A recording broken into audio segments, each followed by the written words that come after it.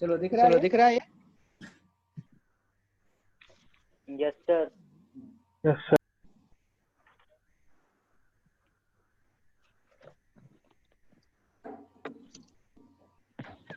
The slope of an isothermal pressure curve plane PV equal to constant। तो PV equal to constant यानी कि एक curve हमने draw करा,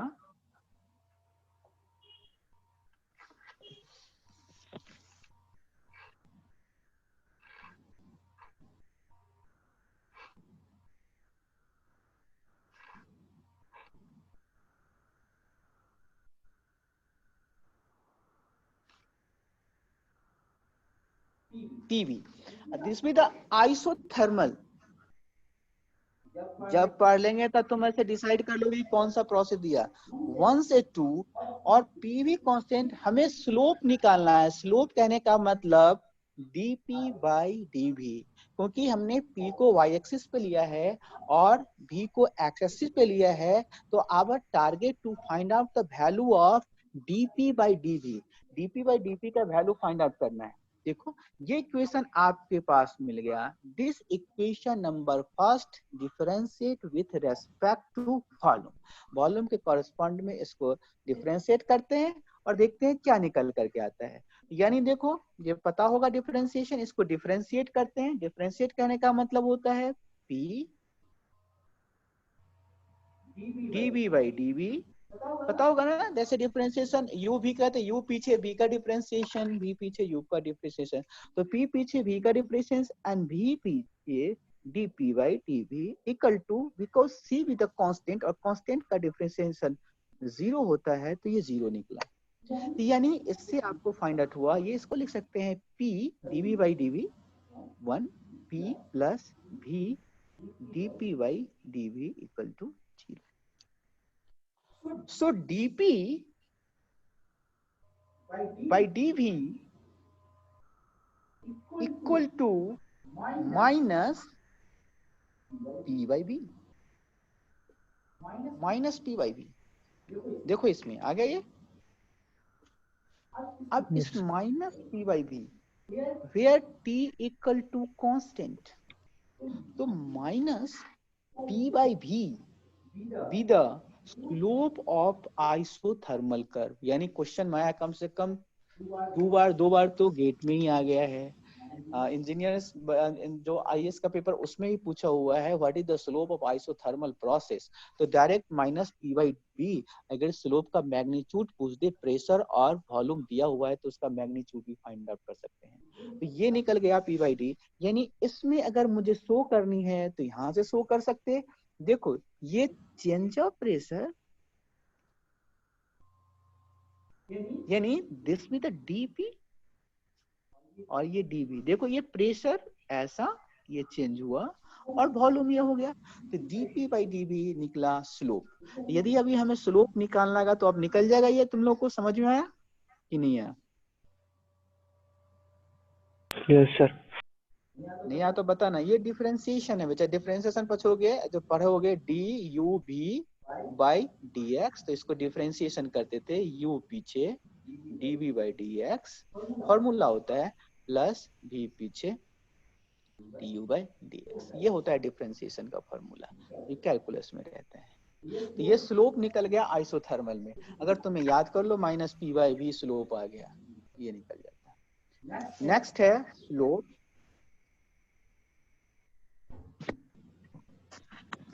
slope of an adiabatic curve.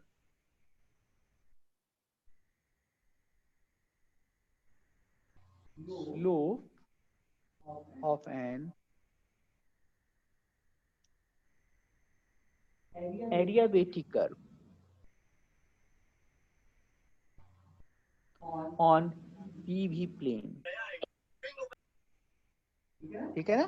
तो जब PV प्लेन पे, तो एडियाबेटिक का फॉर्मूला किसी को पता है कब एडियाबेटिक करते हैं, क्या होता है तो एडियाबेटिक हो जाता है? PV to the power gamma equal to constant, तो adiabatic. PV to the power gamma equal to constant, तो adiabatic.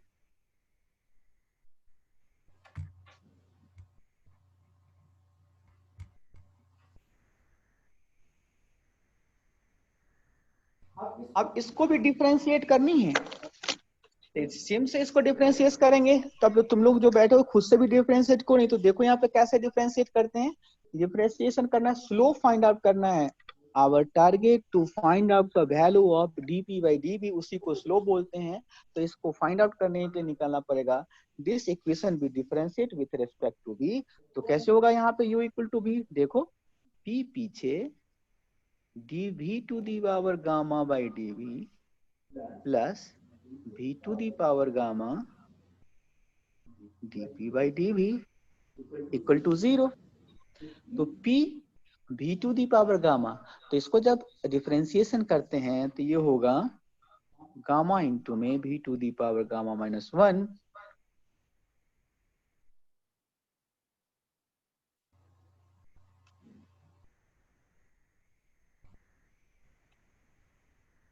Plus v to the power gamma dp by dv। और यहां से फाइंड आउट करना है वैल्यू, तो अगर वैल्यू फाइंड आउट करें तो निकला dp which implies dp by dv, dp by dv equal to, देखो dp by dv equal to, अगर फाइंड आउट इक्वल टू 0 है, सॉरी, इक्वल, इसको अगर dp बाई dv निकालेंगे तो p into gamma v to the power gamma minus 1 by v to the power gamma. इसको अगर solve करेंगे तो minus gamma p by v। तो सो dp बाई dv, इसमें क्या रहता है कांस्टेंट, उसमें टेम्परेचर, इसमें Q 0, heat transfer equal to minus gamma p by v। Sir इसमें हीट ट्रांसफर नहीं होता है? एडियाबेटिक बेटा हीट ट्रांसफर, तो एडियाबेटिक प्रोसेस उसमें जो होता है जिसमें हीट ट्रांसफर 0 रहता है, यानी एडियाबेटिक रहता है। जैसे अपन पढ़ते हो कि वेरी फास्ट प्रोसेस भी एडियाबेटिक, इससे पहले हम एडियाबेटिक प्रोसेस पढ़ाए थे, एक बार देख लो। वेरी फास्ट प्रोसेस में हीट ट्रांसफर रेट 0 होता है, यानी बाउंड्री से हीट ट्रांसफर को हम एडियाबेटिक बोलेंगे, तभी एडियाबेटिक कहलाता है जब हीट ट्रांसफर 0 होता है। जब हीट ट्रांसफर होगा कंडीशन रहता है, जैसे क्या है ना, आइसोथर्मल एक कंडीशन के लिए हुआ change of temperature, it means the temperature be constant, तो आइसोथर्मल प्रेशर कांस्टेंट होगा तो आइसोबारिक। सिमिलरली होता है कि यदि डेल डी क्यू माने कि चेंज ऑफ हीट अगर 0 है तो उसको हम एडियाबेटिक बोलते हैं। तो माइनस गामा पी, ये अपने पास निकला हुआ है dp by dv q equal to 0 minus gamma p by v। अब देखो ऊपर में पहले था ये आइसोथर्मल का, आइसोथर्मल कितना था माइनस पी बाई वी, जब एडियाबेटिक होते minus gamma into p by v, it means gamma into minus P by v, ऐसा लिख सकते हैं ना। और माइनस पी बाई वी क्या है, D P by D T constant, यानी इसको लिख सकते हो इफ, यदि आप आइसोथर्मल प्रोसेस के स्लोप को यदि गामा से मल्टीप्लाई करते हैं तो जो स्लोप बन करके आता है this be slope of the adiabatic process. यानी अगर आपको आइसोथर्मल का भी याद हो जाएगा तो गामा से मल्टीप्लाई कर दो तो निकल जाएगा एडियाबेटिक प्रोसेस का, ठीक है ना। तो आप लिख सकते हो नोट में slope of adiabatic curve equal to gamma times the slope of isothermal. ये भी ऑब्जेक्टिव क्वेश्चन है, समझ रहे हो ना, जो बता रहे हो बहुत ही इंपॉर्टेंट है, क्योंकि उससे पूछता है कितने गामा, गामा टाइम्स होगा gamma p to the power gamma होगा 1 माइनस गामा होगा। तो अभी तो आसान लगता है लेकिन उस समय थोड़ी दिक्कत जाती है समझने में, तो अपन नोट में लिख लें slope of adiabatic curve equal to gamma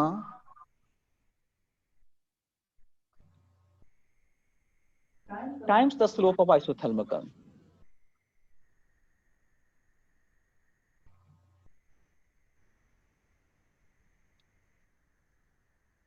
isothermal curve gamma times the slope of isothermal curve, ठीक है, समझ में आ रहा है ना ये। यस। यस ये फॉर्मूले हैं, मतलब आता है ऑब्जेक्टिव के लिए, सब्जेक्टिव के लिए और आपको कंसेप्ट क्लियर से। इसमें आप थोड़ी सी कंसेप्ट क्लियर करना पड़ेगा, यानी कंसेप्ट जो भी डाउट, कंसेप्ट क्लियर कहने का मतलब तुम्हें जो भी डाउट होता है सब आपके लिए पूछ लेना, वो कि सर ये कैसे हुआ। अगर गामा भी समझ में नहीं आया तो ही पूछना है, गामा माइनस साइन समझ, जो भी डाउट है उसको पूछना रहता है, क्लियर करना है। ऐसा नहीं कि ऐसा होता होगा और बाद में समझ लेंगे, ये नहीं। ऐसा क्यों होता है वो सब चीज आपको एक एक चीज समझना पड़ता है, उसमें समझा देंगे उसमें। इसलिए ऐसा कुछ दिमाग में चल रहा होगा कि ये हो गया होगा, छूट गया, तो नहीं होगा। नेक्स्ट है, इसका तुम खुद से निकाल सकते हो, कोशिश करो। Slope of an adiabatic curve on temperature volume plane. ये बेटा किस पे था? पीवी प्लेन पे। प्रेशर वॉल्यूम जो कर्व पीवी डायग्राम पे, जरूरी थोड़ी नहीं कि पीवी डायग्राम में, एक बार पीवी डायग्राम में ये पूछ दिया गामा टाइम, और दूसरी बार क्वेश्चन में उसने पूछ दिया, वो क्वेश्चन पर दिया वही किस केस में, कि अब पूछ दिया आप बनाइए हमें वॉल्यूम टेम्परेचर टीवी कर्व पे। बहुत आसान है, दोनों सिमिलर है, केवल चेंज करने का है। देखो कैसे बनाते हैं, अगर फॉर्मूले याद है उसके तो बहुत अच्छा, नहीं तो कैसे फॉर्मूले भी निकालते हैं वही बना देते हैं। देखो हेडिंग डालो, स्लोप ऑफ एन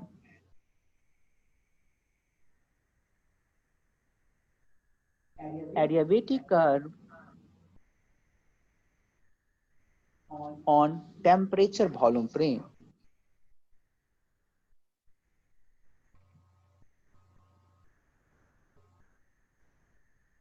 इससे पहले कौन सा था? पीवी प्लेन पे। तो टेम्परेचर वॉल्यूम प्लेन पे निकालने के लिए सबसे पहले आपको टेम्परेचर और वॉल्यूम के बीच में रिलेशन फाइंड आउट करना पड़ेगा for adiabatic process.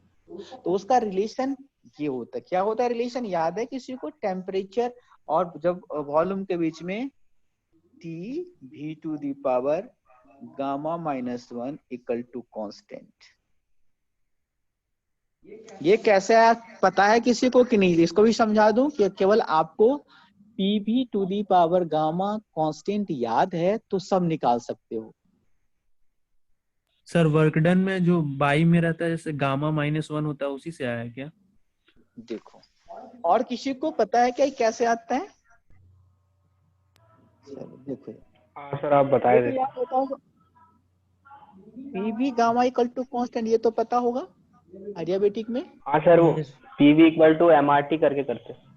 Very good, वही करते हैं, वही वैल्यू पुट करते हैं, यानी वो बता रहा है pv equal to m r t, यानी कि जहाँ पे एम आर तो कांस्टेंट है, तो यहाँ पे भी है वो, हम सॉरी वहाँ टी हमें लेना किसमें? टी और भी में, तो पी को रिप्लेस करना है, तो p proportional to t by v. तो जहाँ पे पी है वहां टी बाई भी पुट कर लो। तो पी है तो पी के बदले में T by V into V to the power gamma constant, तो T we to the power gamma minus constant. देखो आ गया ना? तो जहाँ पे पी को, यानी पी भी गामा है, यदि पी को रिप्लेस करेंगे तो टी और भी में रिलेशन आ जाएगा, यदि भी को रिप्लेस करेंगे तो टी और पी में रिलेशन आ जाएगा, पीवी में तो पहले से है। तो जो होगा तो वहां निकाल सकते हो, मेरे ख्याल से याद रख लेते ज्यादा बेटर, यदि याद नहीं होता तो यहाँ से आंसर कर सकते हैं। तो अब इसका स्लोप निकालना है, किसके में कॉरेस्पॉन्ड, यानी कि आपको टारगेट है टेम्परेचर और वॉल्यूम प्लेन में हमें कर्व निकाल स्लोप निकालना है, तो क्या निकालना पड़ेगा उसमें? डीपी बाई डी भी। तो इस केस में क्या होगा? dt बाई डी भी, यानी दिस इक्वेशन, इसको मान ले first second third, the equation third differentiate with respect to dv both side. तो इसको बना सकते हैं, यहाँ पे देखो फिर से वही फॉर्मूला था जहां से t पीछे dv to the power gamma minus 1 dv plus v to the power gamma minus 1 dt by dv equal to 0. Our target to find out the value of dt by dv. So dt by dv equal to हो जाएगा, इसको differentiate t gamma minus 1 v to the power gamma minus 2 y v to the power gamma minus 1, और finally जो निकलेगा dt by d dt by dv at Q equal to 0, दोनों same है, केवल उस केस में था PV प्लेन पे और इसमें है जो TV प्लेन पे, T फॉर टेम्परेचर, यानी इक्वल टू, ये निकल गया 1 minus gamma T by V, 1 minus gamma T by V।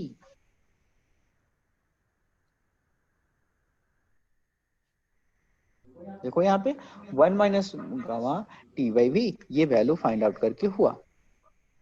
तो अब यहाँ से यानी स्लोप ऑफ एडियाबेटिक प्रोसेस भी निकल गया इसमें, तो दोनों में अंतर है, देखो दोनों में अंतर है।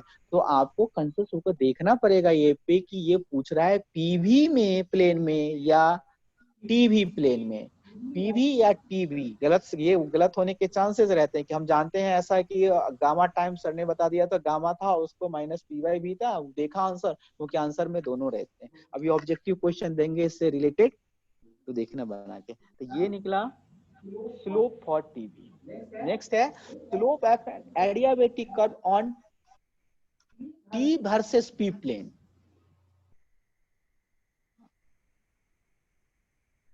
ये हम तीनों इसलिए बता रहे हैं कि कंसेप्ट क्लियर सबसे टफ रहता है, और तीनों केस में तो और कंसेप्ट क्लियर हो जाए। Slope of N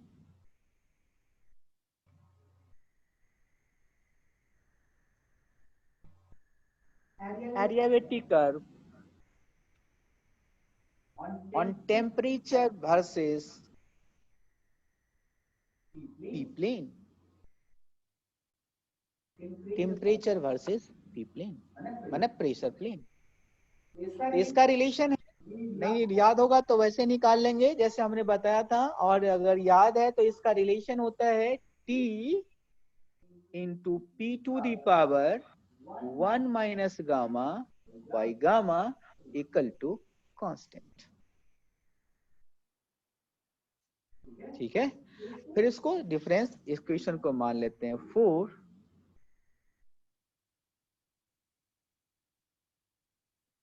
the equation for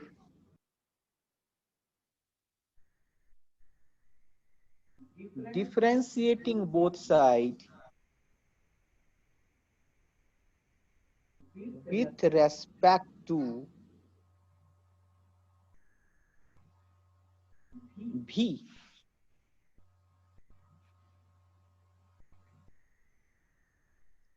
और जो निकल कर क्या आता है इसमें देखो, फिर वही चीज जो अपने पास फॉर्मूला था वही निकालने का फॉर्मूला है, वहां से ये T पीछे होगा D P2, नहीं सॉरी ये गलत हो रहा, ये हमने P कर दिया है,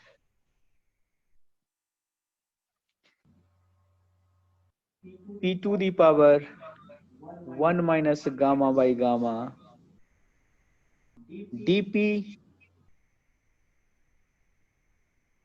plus P to the power 1 minus gamma by gamma dt by dp equal to 0 को कांस्टेंट को डिफरेंशिएट करेंगे, और इसको आप बनाएंगे t into 1 minus gamma by gamma into P to the power 1 minus gamma by gamma minus 1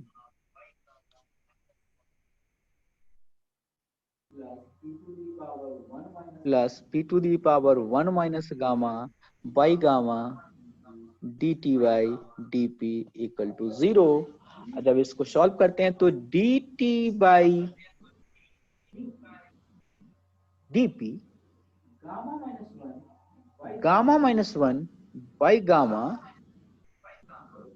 t by p। तो ये निकला, देखो इसमें किसी को डाउट कुछ पूछना तो बताओ। तो ये हो गया slope on TP curve gamma minus 1 by gamma T by P. गया समझ में कि नहीं? किसी को दिक्कत है तो बताओ कैसे, कि डिफरेंशिएशन में दिक्कत हो रहा है।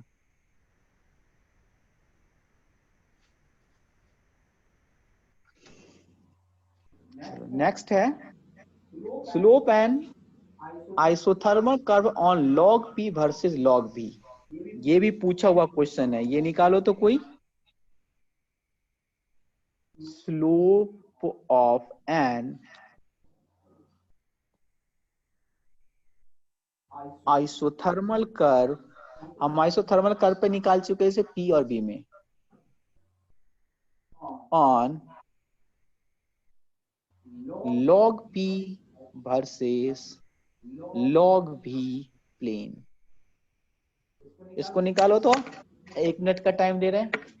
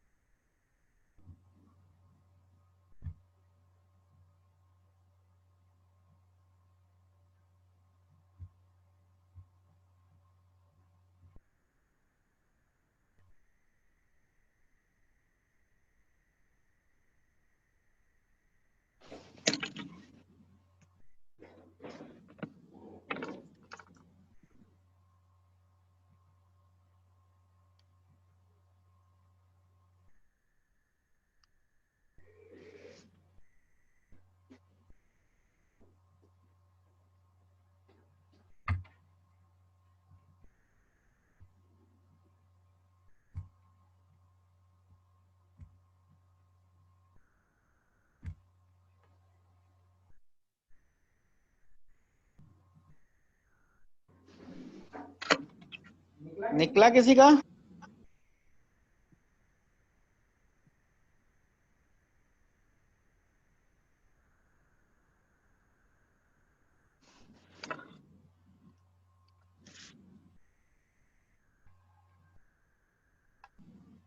नहीं निकला। देखो देखो इसमें क्या तुम्हें नहीं बना, इतना आसान है समझना। तो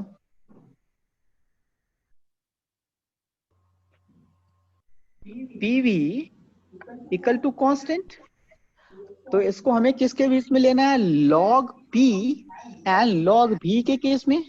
तो इसको पहले हम दोनों साइड से log लगा लें। log लगा लें तो ये हो गया log p plus log v equal to log c, और log p equal to log c minus log v। और आपको निकालना है किसके बीच में? log p and log v। तो तुम्हें याद होगा इक्वेशन में देखो तो y equal to mx plus c होता था, तो इसमें y के बदला में log p है और m के बदला में -1 है और x के बदला में log v है और प्लस c के बदला में log c। देखो सेम है ना दोनों। तो अब बताओ तो m का वैल्यू कितना है इसमें स्लोप का? सर -1। -1। वेरी गुड, यही तो आंसर था।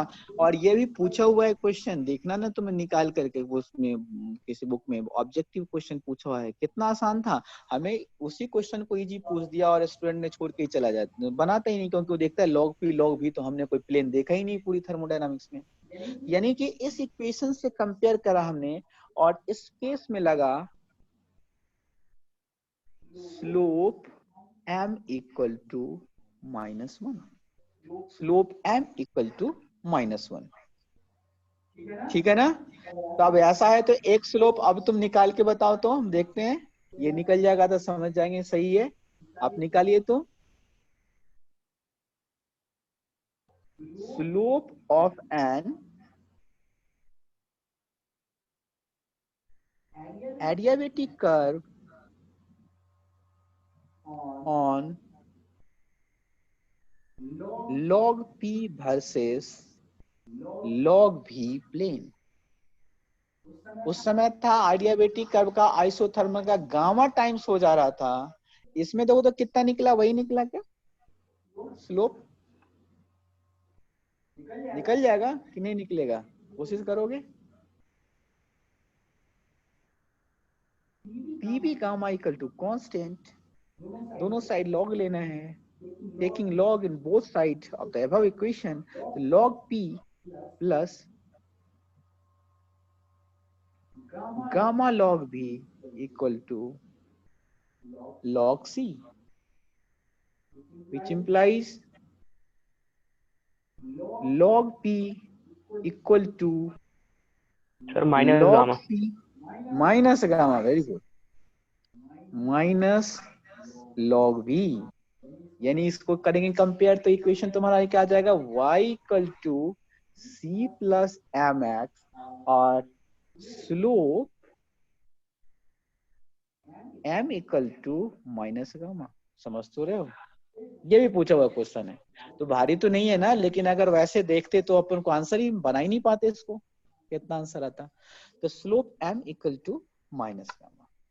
और सर ऐसे भी तो आप डायरेक्टली बताइए ना, slope of adiabatic curve is equal to gamma times the slope of isothermal curve. तो -1 इंटू अगर गामा करेंगे तो माइनस गामा हो ही जाएगा। वो याद अगर नहीं है तो यहाँ बना, याद है तो बहुत अच्छी बात है। अगर वो याद है तो बहुत अच्छी बात है ना। उसमें अपन गामा टाइम्स लिया था और इसमें कितना है, माइनस गामा। वो दोनों अंतर है ना, इसमें तुम्हारा निकला है -1 और वो गामा टाइम्स अगर किसी को याद है तो कोई बात ही नहीं है। तो यही तो, अगर एक याद कर लिए फॉर्मूला तो आंसर निकल ही जाएगा। अगर नहीं याद है तो भी निकाल सकते हैं, क्योंकि गामा टाइम्स होता है -1, इस केस में उसका निकला तो ये निकल जाएगा। क्योंकि ये स्टैंडर्ड नहीं है, ये तो क्वेश्चन पूछा हुआ है इसलिए हम बता रहे हैं, और वो स्टैंडर्ड है। अगर स्टैंडर्ड से आपको अगर इसका भी आंसर याद है तो आप निकाल सकते हो, बहुत आसानी से निकाल सकते हो, तो बनाने की कोई जरूरत ही नहीं। और यही होता है, यदि आप नंबर ऑफ क्वेश्चन का प्रैक्टिस करते हैं तो जो क्वेश्चन रहता है 120 क्वेश्चन या 100 क्वेश्चन रहते हैं, 100 मार्क्स के क्वेश्चन रहते हैं, इस बच्चों को टाइम का लिमिटेशन, टाइम कम पड़ जाता है। यही रहता है कि जितने प्रैक्टिस करते हैं ना उतने अपने पास टाइम ज्यादा, क्योंकि अपने को पता है कि डायरेक्ट किसी ने ऐसा लिया डिफरेंशिएट किया, किसी ने वैसे आंसर निकाल लिया। ये प्रैक्टिस के बेसिस पे रहते हैं कितने सॉल्व करते हैं। चलो एक और देखते हैं, एक दो और निकालते हैं तो और कंफ्यूजन क्लियर हो, जिसका नहीं आ रहा आंसर वो भी निकालना सब।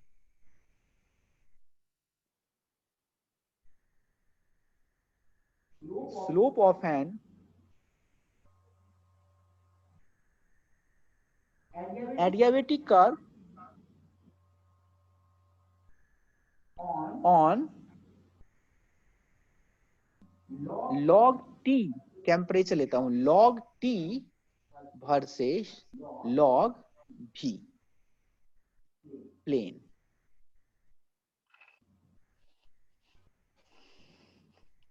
इसका निकालना पड़ेगा, कैसे निकालोगे, निकल जाएगा क्या?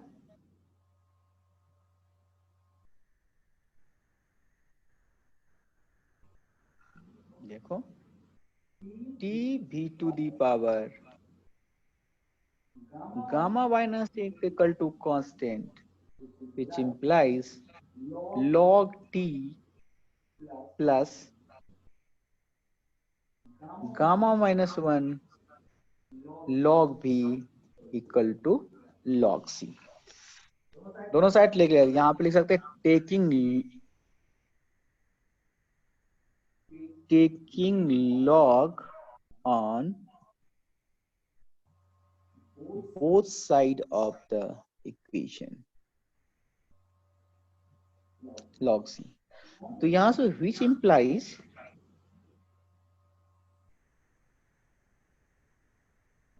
log t इक्वल टू, देखो कितना निकला स्लोप का वैल्यू, तो बता सकते हैं। Sir sir 1 minus gamma.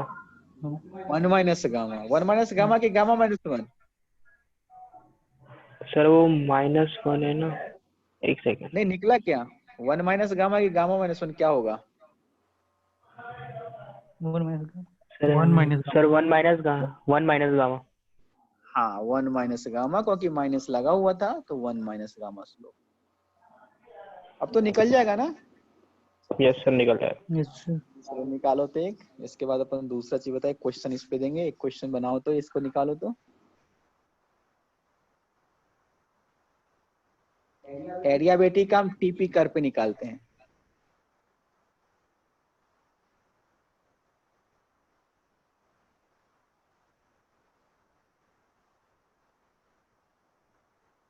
Slope of an adiabatic curve on log t versus log p plane।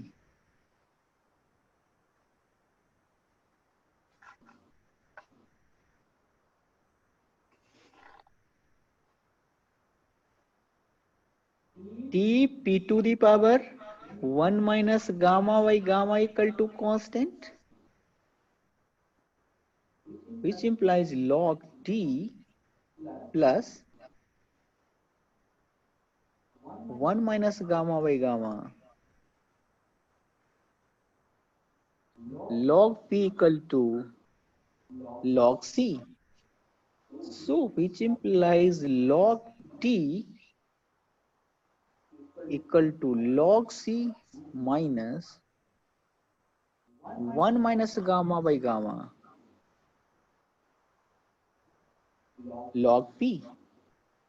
So slope m equal to कितना हो जाएगा बेटा?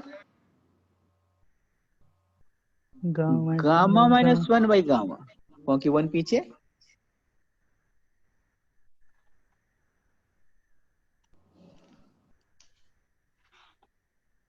ये था अपने पास सारे का स्लोप फाइंड आउट करते हैं कि स्लोप कितना निकालते हैं, स्लोप कैसे निकलता है।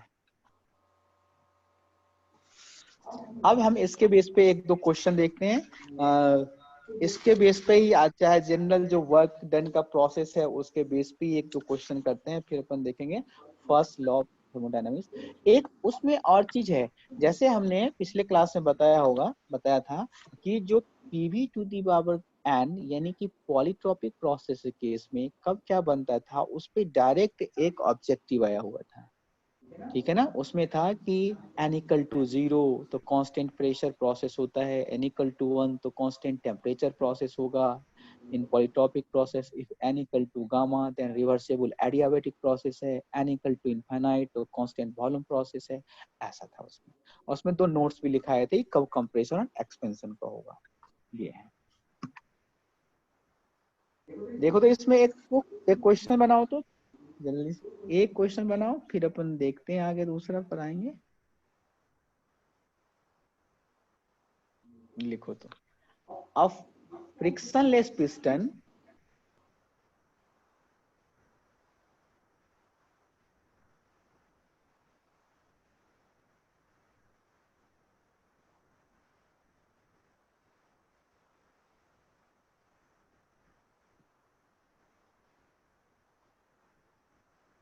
cylinder device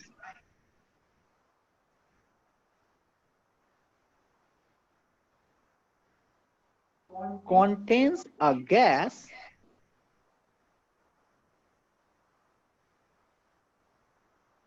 initially at 0.8 megapascal and 0.15 meter cube.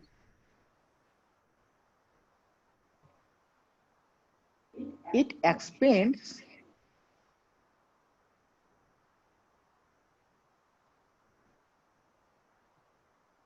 quasi-aesthetically मतलब वेरी स्लो मतलब आइसोथर्मल प्रोसेस इनडायरेक्ट फॉर्म में बता रहा है। क्वेसी एस्थेटिकली का मतलब होता है वेरी स्लो, और very slow process treated as isothermal, यानी आइसोथर्मल का कांसेप्ट लगाइए। Expands quasi aesthetically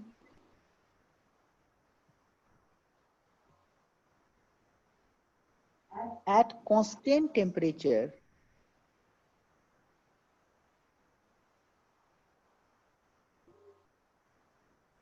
to a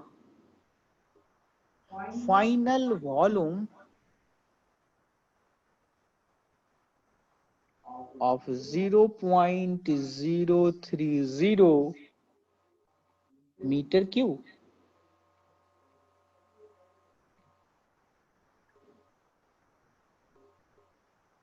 The work output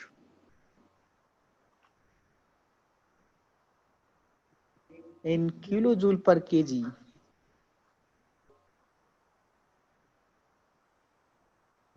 during this process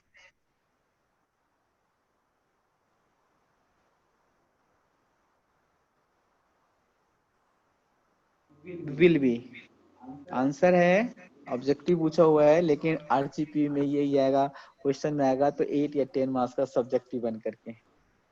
8.32, B 12.00, C 554.67, D 832 0.00।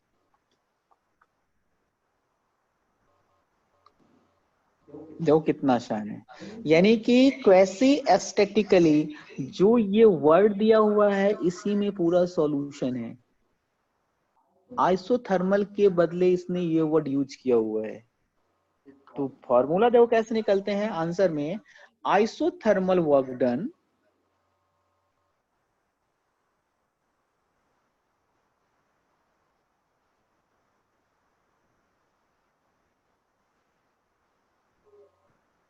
W equal to RT1 ln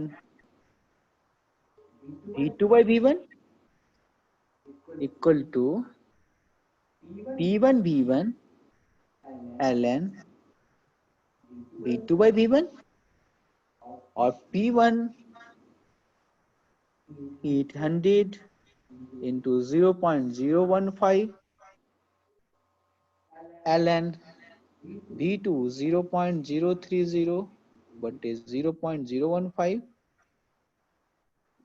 इसको solve करें तो आता है 8.32 किलो जूल पर केजी। देखो क्वेश्चन कितना बड़ा दिख रहा था, आंसर ये है, यानी इसका आंसर ए। ये क्वेश्चन गेट का पूछा हुआ है, कितना आसान है।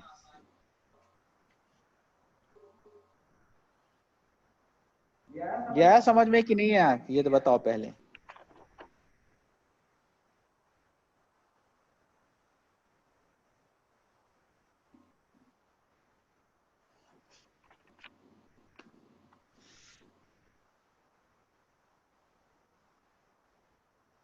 नेक्स्ट बताओ, ये समझ में आ गया।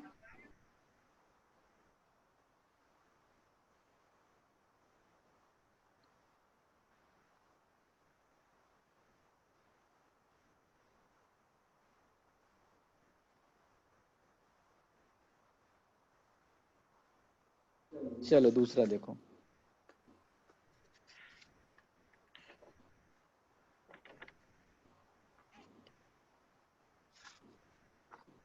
एक क्वेश्चन राइट आउट कर लो, फिर बना लेना, फिर हम बताते हैं। अभी फर्स्ट लॉ से स्टार्ट करते हैं।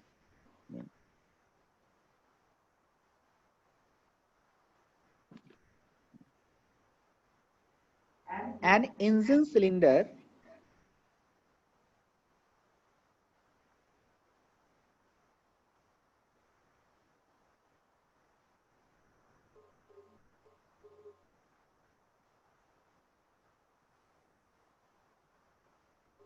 has a piston of area 0.12 meter square and contains gas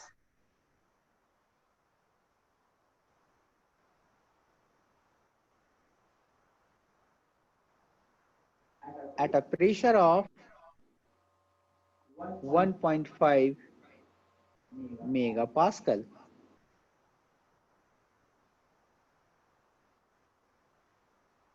The gas expands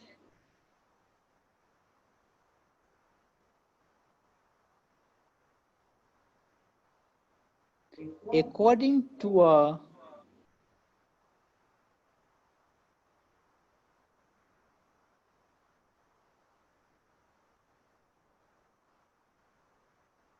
process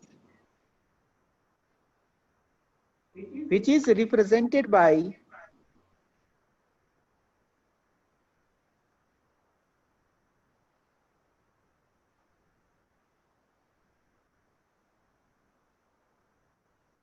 a straight line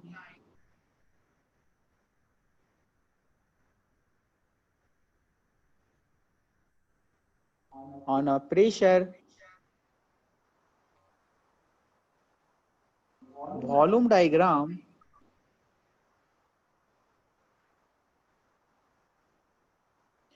The final pressure is 0.15 megapascal.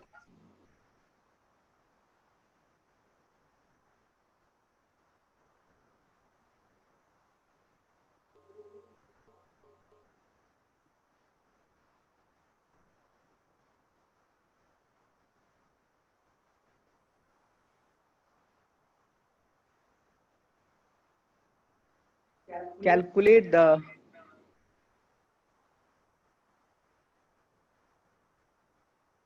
work done by the gas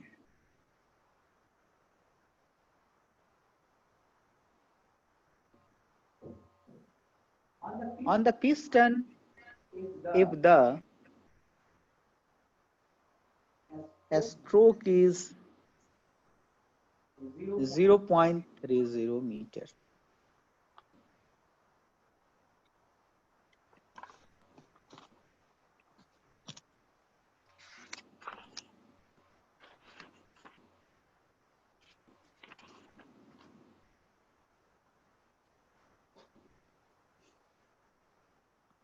ठीक है, ये छोड़ रहा हूँ, बना के देखना, नहीं तो जो हम लेंगे दूसरे क्लास में उसमें बता देंगे। अभी हम स्टार्ट कर देते हैं फर्स्ट लॉ में। और फर्स्ट लॉ से भी क्वेश्चन बहुत सारे रहते हैं अपने को एग्जामिनेशन में, तो इसमें केवल वर्क डन से रिलेटेड था कि वर्क डन का यदि कॉन्सेप्ट क्लियर है तो आप यहाँ से क्वेश्चन बना सकते हैं। वर्क डन से ही रिलेटेड क्वेश्चन था। नेक्स्ट देखो, फर्स्ट लॉ में एप्लीकेशन ऑफ द जो जनरली जो पढ़ते हैं ना फर्स्ट लॉ का, वो रहता है स्टेडी फ्लो। स्टेडी फ्लो जो अपने पास है इक्वेशन, उसके बारे में अपन पढ़ते हैं। स्टेडी फ्लो इक्वेशन में कैसे फाइंड आउट करते हैं, क्या करते हैं, वो अपने को दिया रहता है।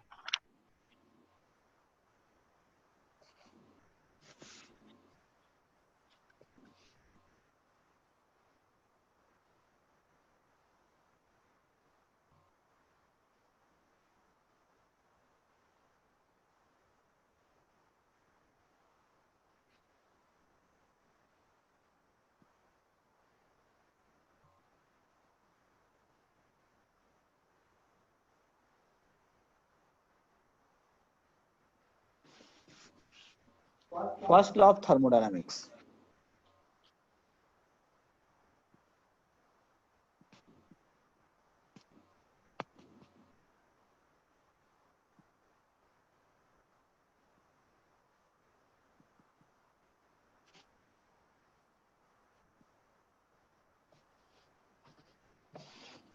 फर्स्ट लॉ ऑफ थर्मोडायनामिक्स क्या होता है, बताओ को इसको।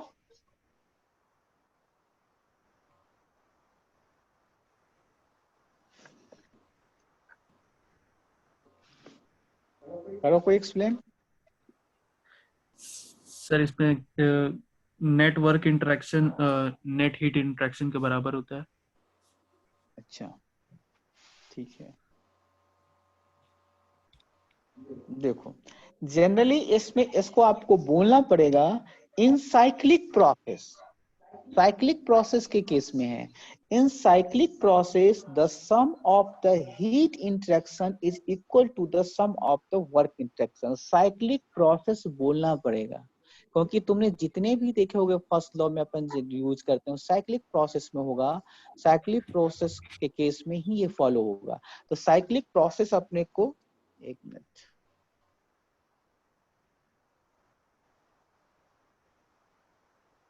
साइक्लिक प्रोसेस आपको फॉर्मूले में बोलना, डिफिनीशन में बोलना पड़ेगा। यानी कि अगर डिफाइन करते हैं तो in cyclic process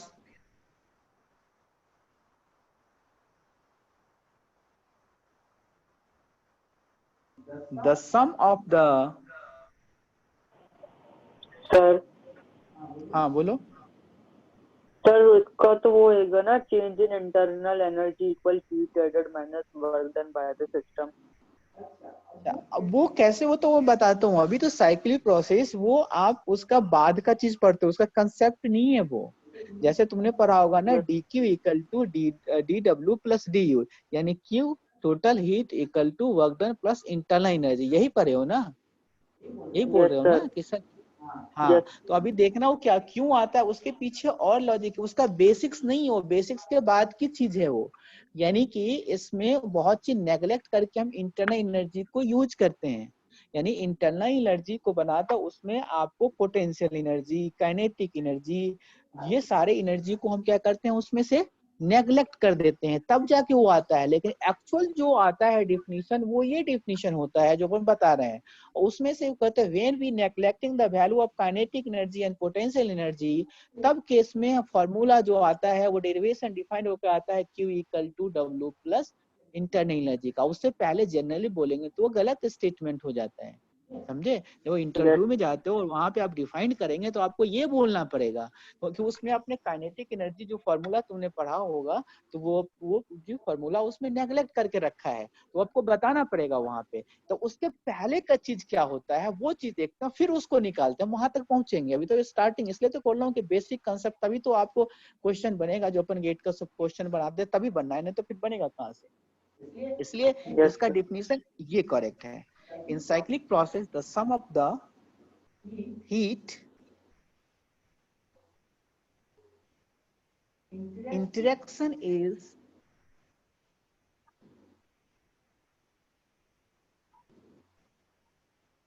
equal to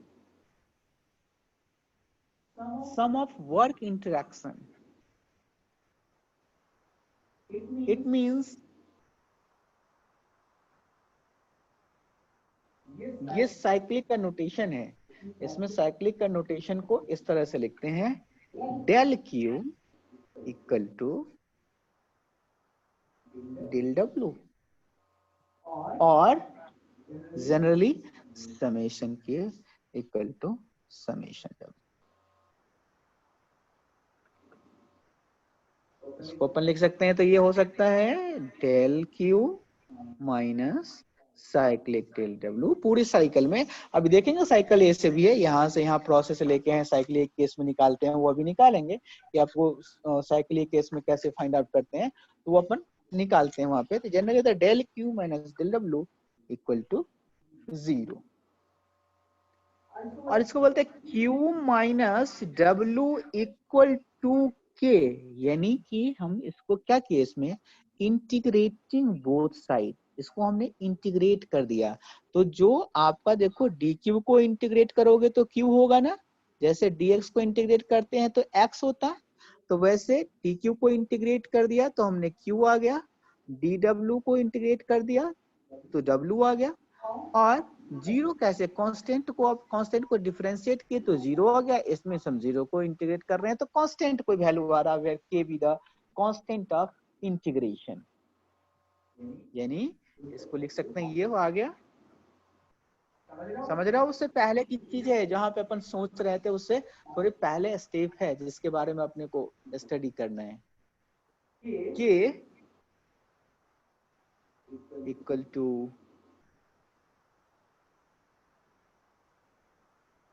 constant of integration, and k का जो वैल्यू है k equal to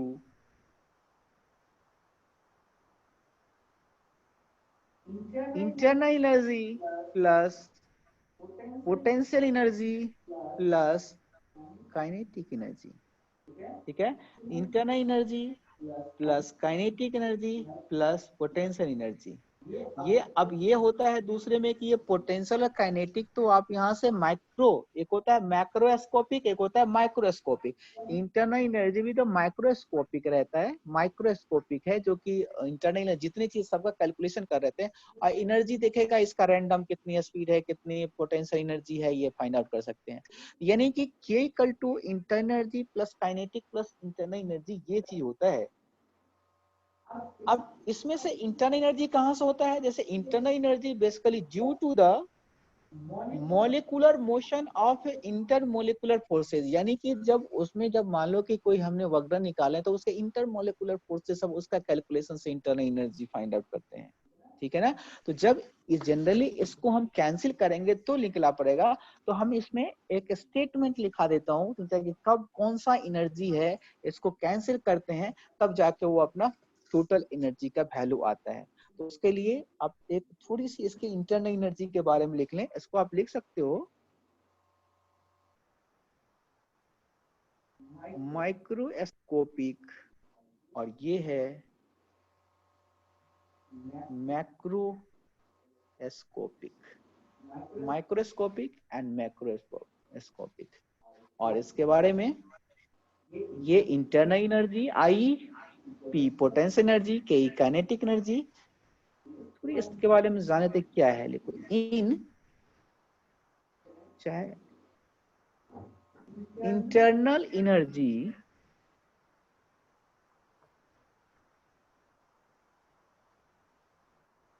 basically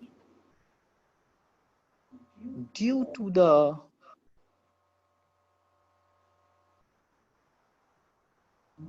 molecular motion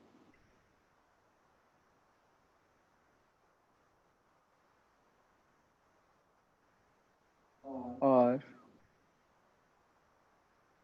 intermolecular forces, molecule as sir इसमें सर इंटरनल एनर्जी में सर इसमें एक चीज पढ़े थे सर, लैटिक वाइब्रेशन। सर थोड़ा बता दीजिएगा ये क्वेश्चन बताने के बाद थोड़ा। अच्छा ठीक है बता दूंगा, आएगा वो लैटिन वाइब्रेशन, क्योंकि इंटरनल एनर्जी में लैटिन वाइब्रेशन आता है। ठीक है, देखो इसमें होगा फोर्सेस, वैसे लैटिन वाइब्रेशन बता भी दूंगा। और अभी इसके बाद हम थोड़ा गैस पढ़ाऊंगे, वो बनाएंगे ना, जैसे ठीक सीवी है सर। सीवीसीटी उसमें अलग से पढ़ना ही करता है। जब आप रियल गैस से आइडियल गैस में, तो वो सब फिनोमेना आते हैं, कैसे कैसे होता है, तो जब वो पढ़ाएंगे तो उसमें आता है। होता है ना, ओके। रियल गैस को आइडियल गैस में करते हैं, तो ड्यू टू लैटिस वाइब्रेशन क्या सब, वो सब कुछ आते हैं उसमें। देखो molecule as in state of vibration, समझा रहा हूं, अभी समझा दो। Molecule as in state of vibration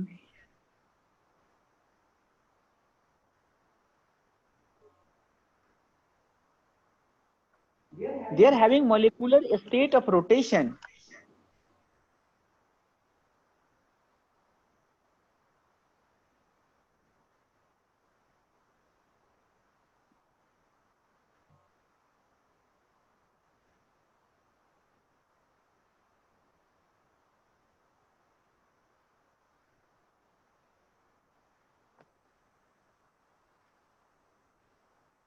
Having rotational energy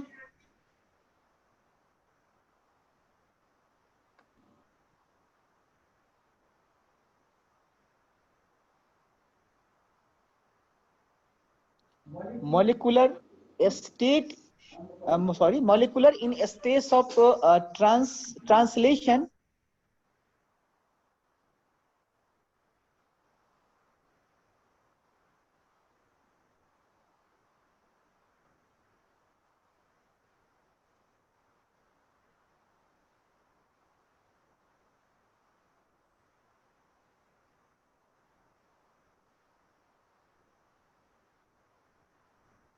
They are having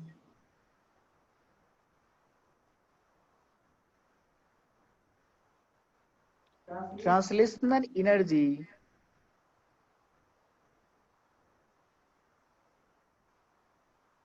and electron energy.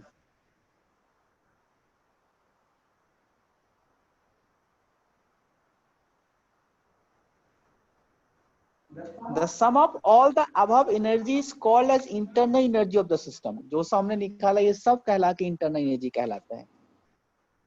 तो कभी कभी क्वेश्चन में डायरेक्ट इंटरनल एनर्जी तो मैक्सिमम टाइम लिखा रहता है, कभी कभी इसके टर्म में लगता है due to this due to this energy होता है, तो उसको ऐड करना पड़ेगा। The sum of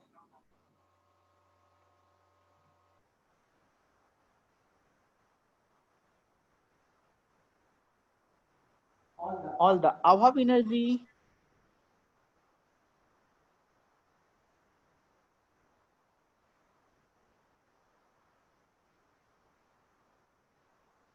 is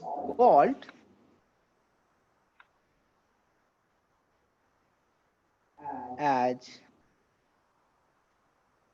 internal energy of the system.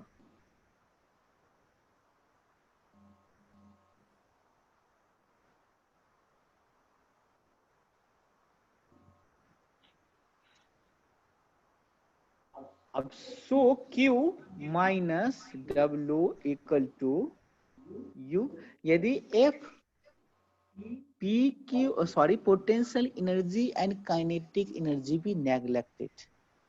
और देखो ये जनरल फॉर्मूला ये है और उसमें ये दोनों को नेग्लेक्ट करते हैं तो जाके आता है Q minus W equal to U, यानी कि इंटरनल एनर्जी, ये फॉर्मूला।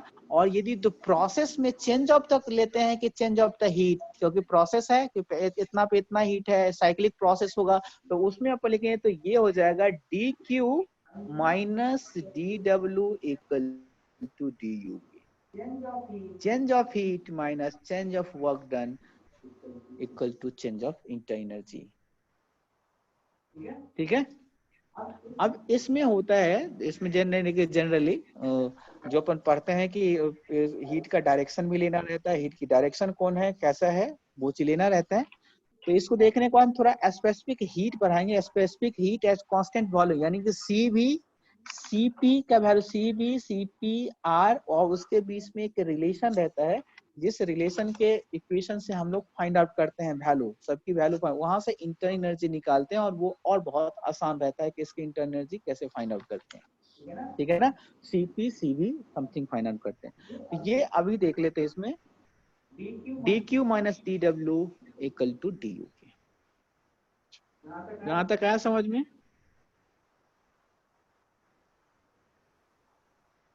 अब एक रहता है internal energy be the point function, ये आता है ना, ये समझाने की जरूरत तो नहीं है अपने पास, internal energy be the point function, इसलिए इसको प्रॉपर्टीज बोलते हैं। ये पता है ना सबको, internal energy be the point function, इसलिए उसको प्रॉपर्टीज बोलते हैं।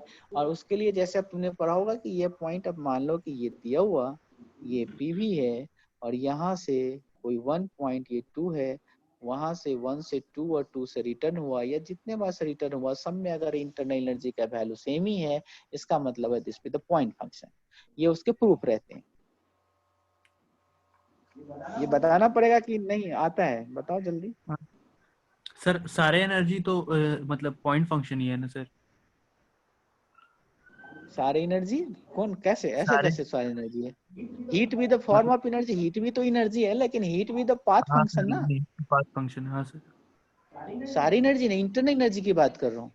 Okay sir. इंटरनल एनर्जी भी द पॉइंट फंक्शन, मेरा सारे एनर्जी नहीं, हीट तो एनर्जी है लेकिन हीट तो पाथ फंक्शन। लिखो, एक लाइन ऐड करो इसमें, सस्पिशन हो रहा।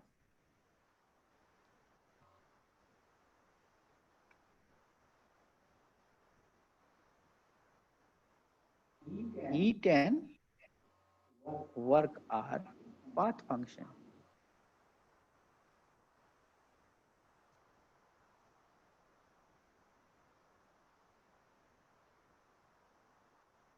Internal energy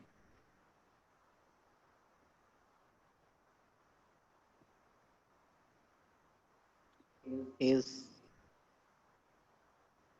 point function.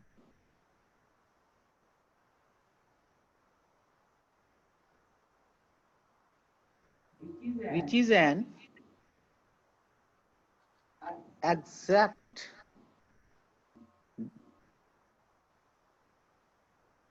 Differential. Objectively बताते हैं एग्जैक्ट डिफरेंशियल है, तो फिर मैथमेटिक्स में होता है कि एग्जैक्ट डिफरेंशियल होता क्या है, एग्जैक्ट डिफरेंशियल किसको बोलते हैं, अपन पढ़ते हैं वो में एग्जैक्ट डिफरेंशियल क्या होता है। जैसे कि तुमने पार्शियल डेरिवेटिव पढ़ा होगा तो वहां से है एग्जैक्ट डिफरेंशियल से ऐसे करते हैं। एग्जैक्ट डिफरेंशियल कभी कभी आता है कि एग्जैक्ट सर ये ऑब्जेक्टिव फर्स्ट में पॉइंट जो है ना वो आया हुआ एग्जाम, ये फर्स्ट पॉइंट जो आप बताए वो आया हुआ exam. Heat and work our path function, ये बोल रहे हो? हाँ सर, ऑप्शन था पाथ फंक्शन, पॉइंट फंक्शन, वही आया हुआ। हाँ वो आते रहते हैं, तो उसको पूछने के बेटा वे अलग अलग तरीके अलग अलग होते हैं। जैसे वो वही पॉइंट और पाथ फंक्शन है, अब ऑब्जेक्टिव देखना ना, ऑब्जेक्टिव हम देंगे तो उसमें तुम्हें लगेगा ना कि क्वेश्चन तो वही है लेकिन वे अलग अलग है, तो एक स्टूडेंट कंफ्यूज कर जाता है। वो तो आया हीट एंड पॉइंट्स, कभी तुम्हें हीट दे देगा, वर्क दे देगा और इंटर एनर्जी दे देगा, कभी हीट वर्क और दो ऐसे पैरामीटर दे देंगे जिसमें आपको कंफ्यूजन क्रिएट हो जाएगा कि पॉइंट फंक्शन है कि पाथ फंक्शन है। दो तो आसान देते हैं लेकिन दो ऐसा देता है कंफ्यूजन क्रिएट हो जाता है। तो वो तरीका क्वेश्चन तो वैसे ही रहता है, उसको पूछने का वे अलग अलग कर देते हैं। यानी कि अब शुरू से ही बता रहे थे कि जो थर्मोडायनामिक्स है इसमें अपने पास जो बुक है पीके ना की बुक, तो उससे आज तक कभी एक्स्ट्रा नहीं आया, किसी भी एग्जामिनेशन में ना आया है, अभी तक तो नहीं आया, फ्यूचर में जो हो जाए कि सिंगल क्वेश्चन एक्स्ट्रा नहीं, उसी से आता है, डिट्टो आता है। इवन बहुत बार तो डेटा भी आ जाता है, वही डेटा भी रहते हैं उसके। मैंने सारे एग्जामिनेशन की बात बोल रहा हूँ, जितने कंपटीशन के सामने कभी ज्यादा नहीं आया। तो ये आया हुआ है तो उसको चेंज रहता है उसमें। जैसे ये आ सकता है इंटरमीडिएट पॉइंट फंक्शन, और उसके नीचे है बी में एग्जैक्ट डिफरेंशियल आल्सो, तो both A and B answer हो जाएगा। इसके लिए हमने ये पॉइंट सब ऐड कर दिए हैं। इट डिपेंड्स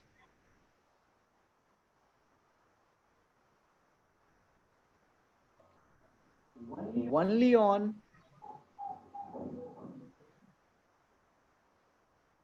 end state, जो किसी का एंड करेगा and state.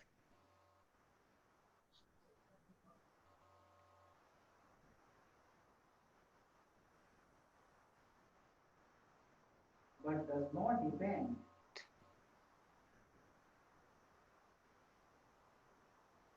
upon the path followed।